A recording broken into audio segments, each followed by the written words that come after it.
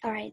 Halo teman-teman, selamat malam, selamat pagi, selamat siang, dan juga selamat sore kepada teman-teman yang mengambil mata kuliah dasar-dasar ilmu eh, publik, ekonomi publik atau public economy ya. Nah, dalam video kali ini kita mencoba untuk berdiskusi terkait dengan konsep dasar, apa sih public economy atau ekonomi publik, kemudian kenapa sih ilmu pemerintahan harus belajar terkait dengan public economy, kemudian apa sih fungsinya, kemudian hubungannya apa dengan ilmu kita. Nah, kita akan mencoba belajar atau berdiskusi terkait dengan materi ini. Perkenalkan, saya Helen Dian Fridayani. Saya akan mencoba menjelaskan materi pertama ini, dan kemudian nanti di akhir atau di sela-sela penjelasan saya akan memberikan beberapa pertanyaan, dan nanti teman-teman bisa milih nih pertanyaan mana yang akan dijawab di kolom komentar. Karena pada dasarnya ya, karena kita kuliah online, jadi teman-teman harus be careful atau pay attention dengan uh, penjelasan atau materi yang diberikan oleh dosen, kemudian teman-teman mencoba untuk memahaminya dengan critical thinking atau dengan memberikan opini-opini di kolom komentar my class, seperti itu. Oke, kita langsung saja mulai ya. Pengantar ekonomi publik, jadi apa sih sebetulnya yang dimaksud dengan ekonomi publik? Ada beberapa ahli atau beberapa scholars yang menjelaskan terkait dengan ekonomi publik, di mana contohnya yang pertama adalah ekonomi publik itu ekonomi yang berkaitan dengan kesejahteraan masyarakat luas. Ya, core-nya adalah publik atau kuncinya adalah publik. Jadi kalau kita bicara ekonomi, kemudian tambahannya ada publik, maka ekonomi publik itu adalah ekonomi yang pasti berkaitan dengan masyarakat atau society. Nah, apa yang berkaitannya? Ya tentunya dengan kesejahteraan. Seperti itu. Kemudian yang kedua, ekonomi publik adalah positif dan normatif ekonomi yang mempelajari dampak dan kebijakan pemerintah dan membahas mengapa pemerintah membuat kebijakan itu, bagaimana pengaruhnya terhadap perilaku dan kesejahteraan masyarakat. Sekarang lagi gencar-gencarnya terkait dengan Undang-Undang Omnibus Law. Nah, di sini ahli ekonomi atau kita sebagai ilmu pemerintahan, mahasiswa ilmu pemerintahan itu juga bisa menganalisa dari segi ekonomi publik. Kenapa? Yang pertama, kenapa pemerintah mengambil langkah atau membuat kebijakan Omnibus Law. Teman-teman bisa memberikan opini terkait ini, mencoba untuk menganalisa dari segi ekonomi publik. Pertama itu, kenapa sih pemerintah itu harus membuat yang namanya Omnibus Law? Kemudian yang kedua, dampaknya gimana? Dampak yang dirasakan hanya bukan dampak ke negara, tapi dampak kepada kesejahteraan masyarakat seperti apa. Nah, ini harus digali dan kemudian dikritisi kalau bisa ya, apalagi banyak demo, kemudian ada pro dan kontra. Nah, kita bisa lihat dari sisi ini, dari sisi ekonomi publik, gitu.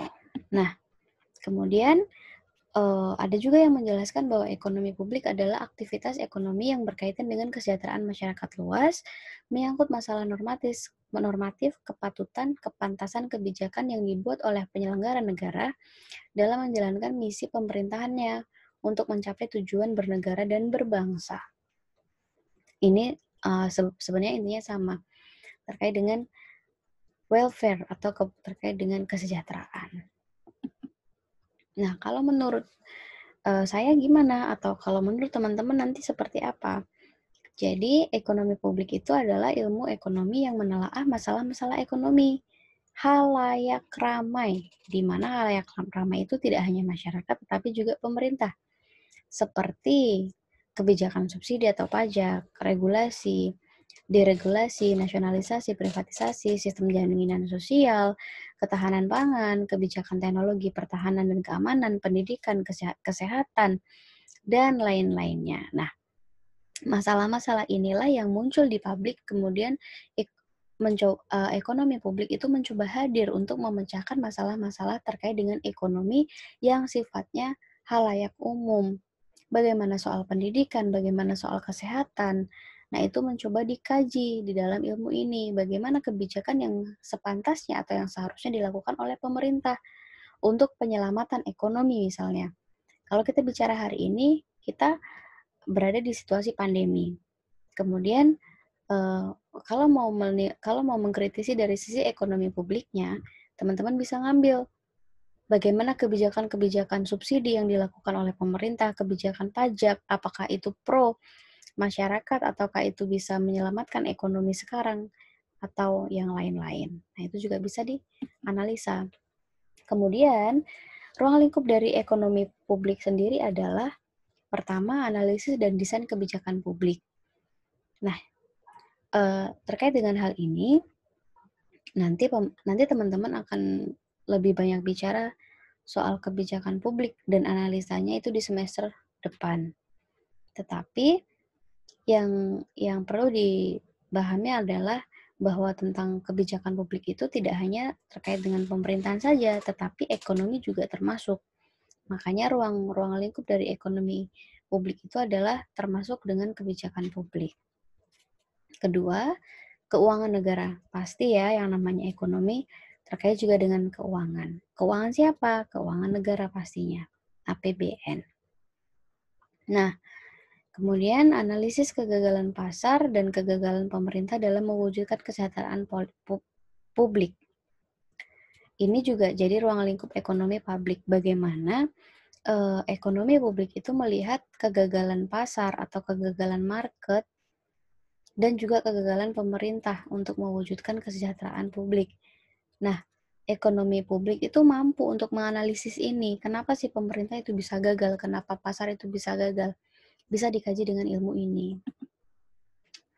Nah, yang menjadi penting adalah menurut Montesquieu, kekuatan negara dapat dipisahkan menjadi kekuasaan legislatif, eksekutif, dan yudikatif. Ini yang teman-teman juga mungkin dulu pernah pelajarin ya.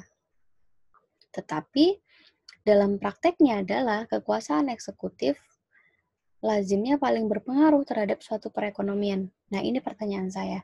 Apakah betul, apakah teman-teman sepakat bahwa pihak eksekutif atau pihak pemerintah itu adalah yang paling sangat berperan dalam mempengaruhi ekonomi atau yang punya pengaruh besar atau yang mempunyai peran besar terhadap perekonomian suatu negara? Kenapa setuju atau kenapa tidak setuju? Silahkan kasih pendapatnya.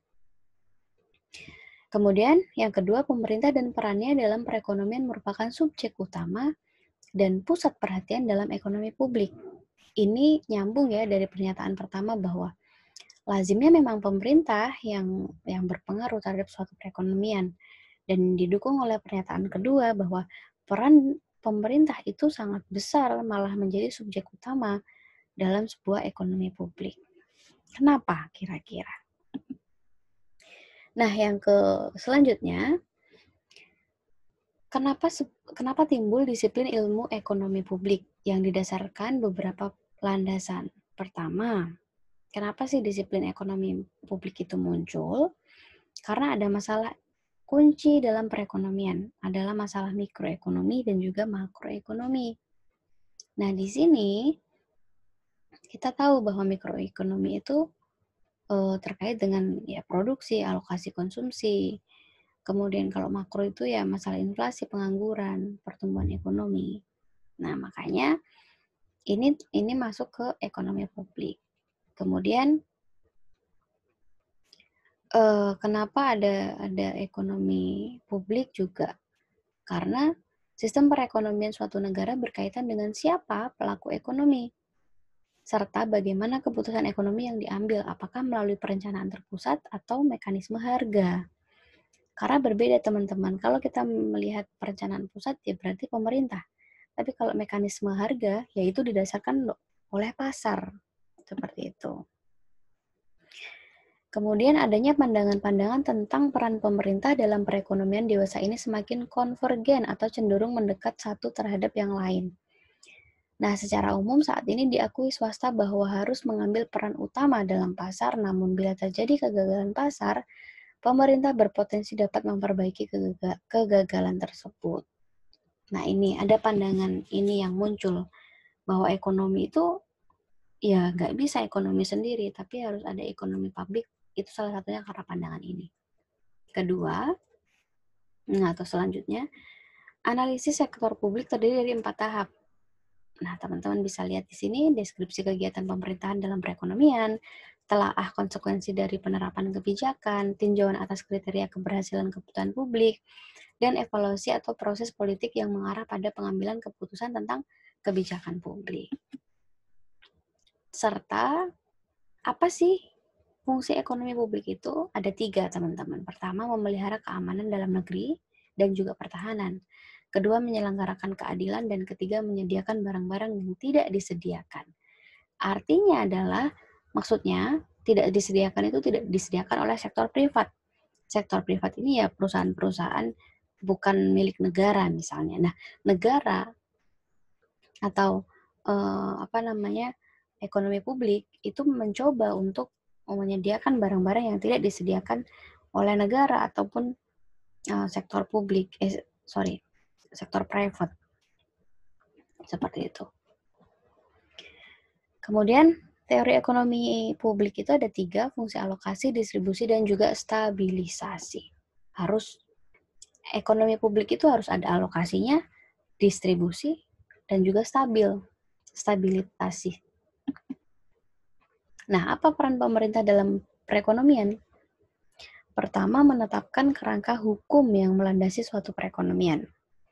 Jadi, karena kita ada di negara hukum dan mungkin negara lainnya juga, ada kerangka hukumnya, ada payung hukumnya untuk menetapkan suatu perekonomian. Kalau negara, ya APBN. APBN itu pasti diatur dalam undang-undang. Kemudian kalau di daerah, APBD. APBD pasti diatur dalam peraturan pemerintah daerah. Kedua, mengatur atau meregulasi perekonomian dengan alat subsidi dan juga pajak. Banyak teman-teman, kalau teman-teman pelajari ya, atau bisa ngelihat, banyak subsidi yang diberikan oleh pemerintah. Banyak juga pajak yang diminta oleh pemerintah, ya kan?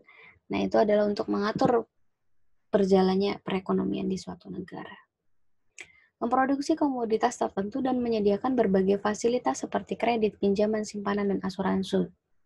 Nah, teman-teman tahu ya ini ya, jadi misalnya kayak bank negara itu memiliki fasilitas kredit, pinjaman, yaitu untuk memutarkan ekonomi sebuah negara. Kalau nggak seperti itu, ya komoditas-komoditas itu akan mati dan perekonomian akan stuck. Kemudian membeli komoditas tertentu termasuk yang dihasilkan perusahaan swasta, misalnya persenjataan. Mendistribusikan pendapatan dari suatu kelompok ke kelompok lain, menyelenggarakan sistem jaminan sosial, misalnya memelihara anak-anak terlantar, menyantuni anak miskin, dan lain sebagainya. Ya, jadi itulah fungsi ekonomi publik yang dipegang oleh negara. Kemudian, 4 kelompok subjek ekonomi dan aktivitasnya. Ada 4 kelompok subjek ekonomi, tidak hanya negara ya. Pertama individu, kedua perusahaan, ketiga pemerintah, dan juga masyarakat luar negeri. Cara berpikir individu, rumah tangga, dan perusahaan itu berbeda dengan negara. Kalau cara berpikir individu, rumah tangga, dan juga perusahaan, pasti pertama bertitik tolak pada besarnya penerimaan atau pendapatan. Misalnya saya kerja di UMY, pendapatan saya berapa? Nah, titik tolaknya itu adalah pendapatan. Kemudian orientasinya pada keuntungan, pasti. Saya kerja di sini untung nggak? Atau perusahaan, saya invest di sini untung nggak? Pasti money oriented atau keuntungan. Kepuasan pemenuhan kebutuhan, besarnya pengeluaran rumah tangga atau perusahaan dan ditentukan oleh besarnya penerimaan, ya kan? Jangan lebih besar pasak daripada tiang. Jangan penerimaannya cuma Rp1.000, pengeluarannya Rp5.000 gitu. Itu jebol gitu ya. Tapi kalau cara berpikir pemerintah, berbeda. Bertitik tolak pada pengeluaran. Seberapa besar pengeluaran yang dikeluarkan negara. Berbanding terbalik kan dengan yang individu tadi. Kemudian pengeluaran tersebut atau pengeluaran negara akan mempengaruhi penerimaan sebuah negara pasti. Mengutamakan kesejahteraan warganya, manfaat sosial ekonomi bagi masyarakat luas, dan utamanya menjamin kebutuhan minuman atau kebutuhan kebutuhan dasar warganya. Sorry, ini salah ketik ya. Nah, jadi itu. Teman-teman bisa compare kenapa pemerintah itu cara berpikirnya bertolak belakang dengan individu. Nah, ini teman-teman bisa kasih argumentasi juga. Oke. Mungkin itu ya teman-teman yang bisa saya sampaikan. Hanya singkat saja karena memang masih dasar. Jadi nanti kalau teman-teman ada pertanyaan diskusi, silahkan ditanyakan apa yang belum jelas. Kemudian dari beberapa pertanyaan tadi yang saya sebutkan, silahkan pilih salah satu untuk dijawab. Saya akan kasih diskusinya di my class, kemudian teman-teman bisa menjawab di situ. Mudah-mudahan dapat memberikan manfaat yang besar buat teman-teman untuk materi yang saya sampaikan. Kalau ada salah-salah kata, saya minta maaf. Dan kalau jika ada pertanyaan lebih lanjut, feel free to contact me. Selamat malam, selamat siang, dan selamat sore. Terima kasih.